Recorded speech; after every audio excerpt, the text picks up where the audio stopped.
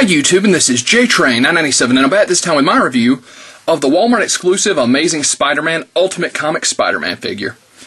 That's a lot of Spider-Mans. Of course, this is from the brand new Legend Scale line.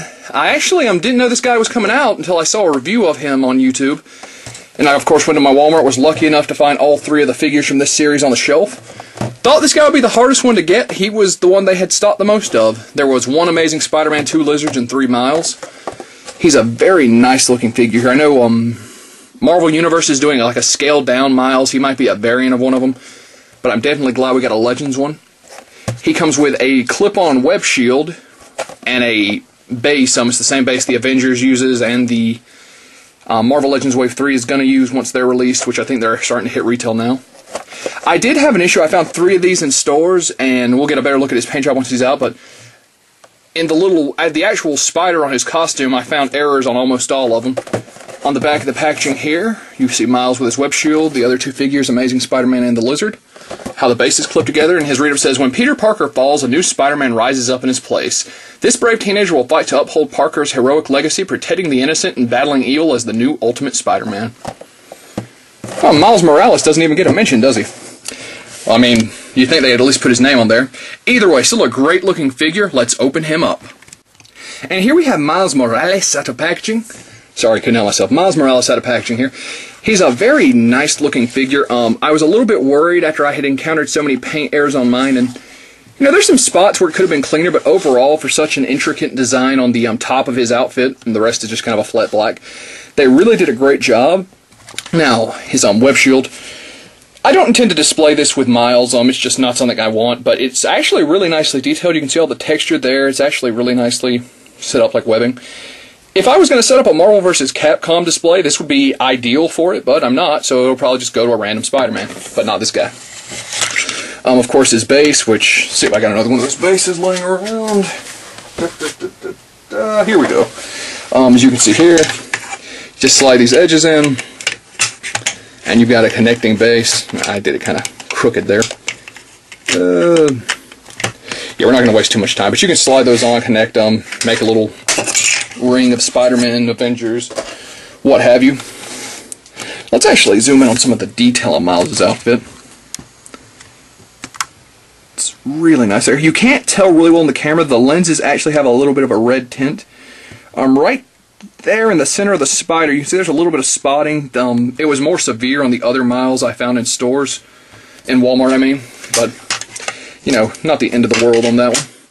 He's a very nicely detailed figure. As far as I love how they've opened his hand in this kind of a Spider-Man pose. I wish they had done it for both. They left this one just kind of open. That's going to look great when you pose him. Now, as far as his articulation, he does left and right at the head very, very stiff. His arms are on this, I forget the name of this joint, the one that goes all the way back. I can never remember, but of course it spins forward and back, which actually with this hand is really nice. Then his arm's on a ball joint, which of course does the full 360 4-range movement. Spins at the bicep there, double jointed at the elbow, very nice.